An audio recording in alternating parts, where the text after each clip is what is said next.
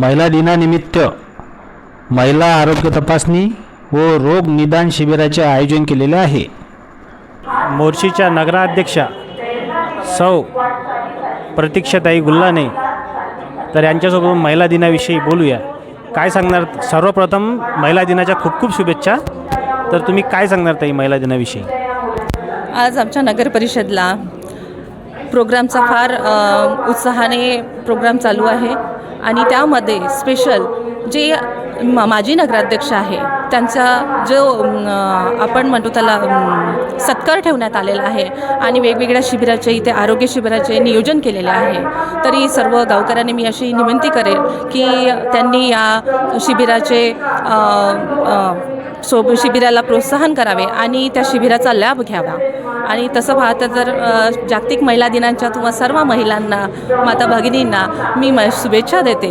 आणि मी एवढंच बोलू इच्छिते की जरी महिला दिन एका दिवसाचा असला तरी मला असं वाटत नाही की महिला स्वतंत्र झालेली आहे, कारण आपण प्रत्येक क्षेत्रात बघत आहे। आज जरी ती दिसत असली तरी त्या मताने ती पुरेशी आणि परिपूर्ण स्वतंत्र झालेली नाही आहे असं मला वाटते। कारण त्यामागे आता तुम्ही बघतच आहात की जसं आता मी भाषणाद्वारे सांगितलं की आपण तिला देवीचं रूप मानतो, कालीचं रूप मानतो आणि अत्याचार मात्र सर्वात जास्त तिच्यावरच होत आहे।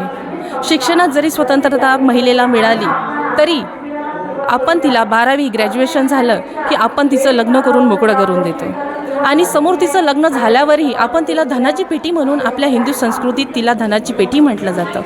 तर मला असं वाटते धनाची पेटी जरी असली तरी तिला धन देऊन आपण तिला परक करून टाकतो। मला असं वाटते की हा जो दिवस आहे फक्त दिवसापुरताच नव्हे तर आपण 365 दिवस, आपल्या वर्षात जे 365 दिवस असतात त्या 65 दिवसही मी स्त्रीच्या कर्तृत्वाला सलाम करते, कारण ती सकाळच्या नाश्त्यापासून ते रात्रीच्या संध्याकाळच्या भाजीचा विचार करणारी ती फक्त एक स्त्रीच असते। धन्यवाद। जय हिंद। महिला दिन 8 मार्च 2026 या वर्षीची थीम आहे give to gain. Give to gain म्हणजे जर तुम्हाला स्त्रीकडून काही अपेक्षित असेल, you have to first give her, है ना। So what to give her? तर जर तुम्हाला वाटत असेल की पुरुषांच्या खांद्याला खांदा लावून तिने काम करावं, त्यासाठी आपल्याला तिला काही गोष्टी द्याव्या लागतील। त्या म्हणजे काय? जर वर्क प्लेसला मिळणाऱ्या काही गोष्टी, फॉर एक्झाम्पल सगळ्यात इम्पॉर्टंट आहे एज्युकेशन, देन अपॉर्च्युनिटी। एज्युकेशन आणि अपॉर्च्युनिटी जर माणसांच्या बरोबरीने तिला मिळाल्या तर ती नक्कीच पुढे येऊ शकते। या व्यतिरिक्त निर्णय घेण्याची क्षमता, बरेचदा आपण घरात बघतो की कुठलाही निर्णय घेताना आपण थांबा मी आणखी कोणाला विचारून सांगते असं होतं। सो ही जी निर्णय घेण्याची क्षमता आहे ही लहानपणापासूनच मुलींमध्ये डेव्हलप व्हायला पाहिजे, जी आपण पॅरेंट्सच ही गोष्ट डेव्हलप करू शकतो। आणि त्यानंतर इम्पॉर्टंट थिंग इज की सेफ्टी ॲट वर्क प्लेस। ती जिथेही कामाला जात असेल त्या प्लेसला जर सेफ्टी असेल, सो घरच्यांनाही काही हरकत राहत नाही ती कामाला जाताना, है ना। आणि सगळ्यात लास्ट पॉईंट समाजकारण आणि राजकारण, या दोघांमध्ये जर तिचा सहभाग अगदी समतोलीचा असेल तर काही वेळ लागणार नाही स्त्री पुरुष समानता व्हायला। आणि यावर्षीची जशी आपली थीम आहे गिव्ह टू गेन, नक्कीच ती सफल होईल। आपल्याशी बोलण्यासाठी डॉक्टर बिजवे मॅडम आहे, तर त्यांच्यात बोलूया। काय सांगणार मॅडम तुम्ही? सर्वप्रथम महिला दिनानिमित्त खूप खूप शुभेच्छा। धन्यवाद। आज जागतिक महिला दिनानिमित्त इथे मला 2 शब्द बोलण्याची संधी दिली त्याबद्दल धन्यवाद। तर हा दिवस महिलेच्या संघर्षाची आणि या समाजामध्ये महिलांनी दिलेल्या बलिदानाची आपल्याला आठवण करून देणारा असा दिवस आहे। महिलेला या दिवशी सर्वजण शुभेच्छा देतात, परंतु एका दिवसापुरतं नाही तर आपण दररोज दैनंदिन जीवनामध्ये महिलेला आदर दिला पाहिजे, समान संधी दिली पाहिजे। आणि एक डॉक्टर म्हणून मी तुम्हाला सर्वांना सांगू इच्छिते की सर्व महिलांनी चूल आणि मूल या जबाबदाऱ्याच्या व्यतिरिक्त स्वतःसाठी वेळ काढा, स्वतःच्या आरोग्याची काळजी घ्या, शारीरिक आणि मानसिक आरोग्य जपा। धन्यवाद। तरी आपल्यासोबत बोलण्यासाठी आगरकर ताई आहे, तर त्यांच्यात बोलू। काय सांगणार ताई तुम्ही महिला दिनाविषयी? सर्वात प्रथम महिला दिनाच्या खूप खूप शुभेच्छा। धन्यवाद दादा। सर्वांना महिला दिनाच्या खूप खूप शुभेच्छा।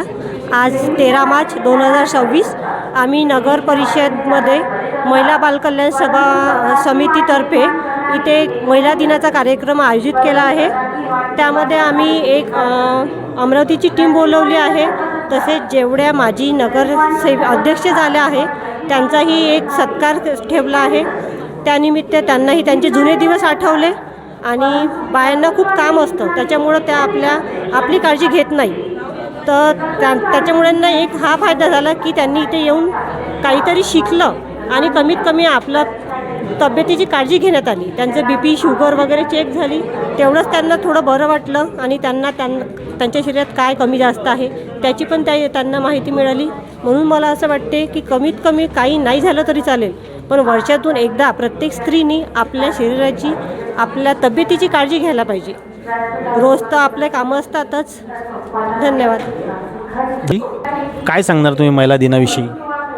नमस्कार, मी प्रीती नाना देशमुख, नगर परिषद मोर्शी.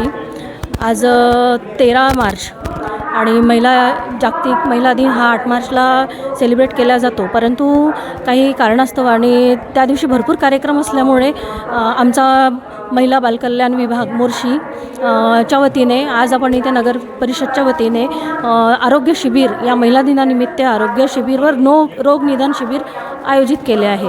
यामध्ये महिलांच्या ज्या समस्या आहेत, त्यांना घर सांभाळावं लागते, ऑफिस सांभाळावं लागते, त्यामध्ये त्यांची होणारी धावपळ दगदग आणि त्या दुहेरी वागण्यामुळे आणि महिलांवर काय परिणाम होत आहे, महिलांचे आजार बळावत आहे आणि त्यावर काय उपाययोजना करता येईल, त्याकरता आपण हे रोगनिदान शिबिर आणि यावर बोलण्याकरिता प्रसिद्ध डॉक्टरांची टीम इथे आपण बोलवलेली आहे. तसंच माझं एक स्वतःचं मनोगत असं व्यक्त करते मी की स्त्री ही कुटुंबाचा केंद्रबिंदू आहे. एक साधं उदाहरण सांगते तुम्हाला की जेव्हा रांगोळीचा थेंब टाकतो आपण, तर रांगोळीच्या थेंब आणि त्याच्यामध्ये काढलेली मग पूर्ण डिझाईन ही त्या थेंबामुळेच त्या डिझाईनचं पूर्ण महत्त्व होते. त्यानंतर त्यामध्ये कलर भरल्या जातात वेगवेगळे आणि त्या वेगवेगळ्या कलरमधून आपण ती रांगोळी साजरी केल्या जाते किंवा साकार केल्या जाते. पण यामध्ये तो केंद्रबिंदू, जो थेंब ज्याच्यामुळे रांगोळी साकार होते, तो कुठे आहे? त्याचं एक अस्तित्व विसरले जाते.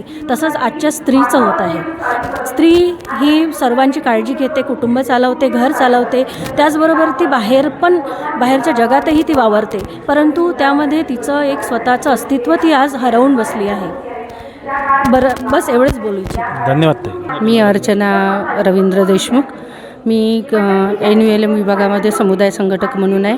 आज आमच्या नगर परिषदमध्ये महिला बालकल्याणतर्फे जागतिक महिला दिनानिमित्त आज मोफत आरोग्य तपासणीचा कार्यक्रमाचे आयोजन केलेले होते.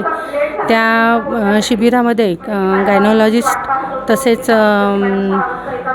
शुगर चेक करणे आणि महिलांमध्ये ज्या काही गुप्त आजार आहेत त्या आजारावर पुढील उपाययोजना काय करू शकतो आपण, त्या अनुषंगाने आम्ही महिला बचत गटासाठी विशेष म्हणून शिबिराचे आयोजन केलेले आहे. त्या आयोजनाचा जवळपास आपल्या वस्तीस्तर संघाच्या सर्व सदस्य तसेच आमच्या महिला कर्मचारी आणि आमच्या महिला बालकल्याण समितीच्या सर्व सदस्य, माजी नगराध्यक्षा आणि मोर्शी शहरातल्या सर्व महिला उपस्थित झाल्या आहे आणि व्यवस्थितपणे